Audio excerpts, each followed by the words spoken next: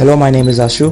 मैंने स्कूल में पढ़ा था कि हमारे सोलर सिस्टम में टोटल 8 प्लैनेट्स हैं। कुछ प्लैनेट सूरज से बहुत दूर हैं और कुछ प्लैनेट सूरज से बहुत पास हैं। तो उस समय मेरे वैज्ञानिक दिमाग के हिसाब से सबसे ठंडे प्लैनेट्स वही होने चाहिए जो सूरज से सबसे ज़्यादा दूर हैं, मतलब अपने यूरेनस और नेपट्यून। और इस हिसाब से सबसे गर्म प्लैनेट्स होने चाहिए मर्क्यूरी और वीनस। लेकिन सबसे गर्म तो मर्क्यूरी होना चाहिए ना। मैं भी सालों तक यही सोचता रहा कि सबसे गर्म प्लैनेट तो मर्क्यूरी है। लेकिन एक दिन मेरी आंखें खुल गई जब मैंने पहली बार एक साइंस डॉक्यूमेंट्री में देखा कि सबसे गर्म प्लैनेट तो असल में वीनस है। लेकिन मरकरी के मुकाबले वीनस सूरज के ज्यादा दूर होने के बावजूद भी सबसे गर्म प्लैनेट क्यों है, और उसमें ऐसा क्या खास है जो उसको सबसे ज्यादा गर्म प्लैनेट बनाता है। तो शुरू करते हैं इस वीडियो को, जिसमें हम वीनस के रहस्यों के बारे में जानने वाले हैं। साल 1600 में गलीलियो गलीली ने पहली बार अपनी टेलीस्कोप से वीनस की ऑब्जर्वेशन की थी और उसके फेजेस को भी स्टडी किया था। और इसके बाद 1609 में थॉमस हैरियट और गलीलियो गलीली ने मिलकर मरकरी को पहली बार अपने टेलीस्कोप से ऑब्जर्व किया था और उसके फेजेस को स्टडी किया था। मरकरी का डायमीटर करीब 4000 किलोमीटर है। और बात करें वीनस की, तो वीनस का डायमीटर करीब 12000 किलोमीटर है।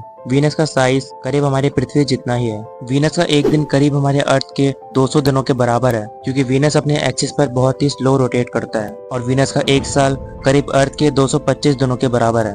वीनस की स्टडी के लिए नासा ने बहुत से मिशन भेजे थे, जिसमें से पहला मिशन था मरीनर 1, जो वीनस के लिए एक फ्लाई बाय मिशन था। मरीनर 1 22 जुलाई 1962 में लॉन्च किया गया था। लेकिन अपने लिफ्ट ऑफ के बाद रॉकेट में कुछ टेक्निकल प्रॉब्लम की वजह से रॉकेट वहीं पर एक्सप्लोड हो गया और ये मिशन फेल हो गया। लेकिन इसके बाद नासा ने मरीनर 2 को लॉन्च किया और ये भी एक वीनस फ्लाई बाय मिशन था।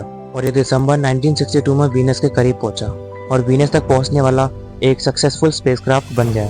वीनस तक पहुंचकर मरीनर 2 ने बहुत सी डिस्कवरीज की, जिसमें उसने बताया वीनस अपनी एक्सिस पर बहुत ही स्लो रोटेट करता है, जो कारण है कि वीनस पर दिन इतने बड़े क्यों होते हैं। मरीनर 2 ने वीनस का टेम्परेचर भी मेजर किया और उसने बताया कि वीनस का टेम्परेचर करीब 460 डिग्री सेल्सियस है और वीनस के एटमॉस्फेयर में बहुत से थिक और बड़े क्लाउड्स मौजूद हैं, जिसने वीनस के एटमॉस्फेयर को ढक रखा है। वीनस के एटमॉस्फेयर में भारी मात्रा में कार्बन डाइऑक्साइड गैस मौजूद है, जो वीनस के इतने गर्म होने का कारण है। एक्चुअली जब सूरज से हीट वीनस के एटमॉस्फेयर में एंटर करती है तो वीनस में मौजूद CO2 के मॉलिक्यूल्स उस हीट को अपने अंदर ट्रैप कर लेते हैं और उस हीट को बाहर नहीं निकलने देते, और लगातार CO2 मॉलिक्यूल्स गर्मी को अपने अंदर रोक के रखते हैं, जिस गर्मी की वजह से वीनस का टेम्परेचर बहुत ज्यादा रहता है और वीनस हमारे सोलर सिस्टम का सबसे गर्म प्लेनेट बन जाता है। CO2 गैस बहुत ही डेंस होती है, जिसकी वजह से वीनस का एटमॉस्फेयर बहुत ही ज्यादा डेंस है और वीनस का एटमॉस्फेयर की प्रेशर करीब 1350 PSI है, जो हमारी पृथ्वी से 100 गुना ज्यादा है। इसलिए अगर आप वीनस पर जाओगे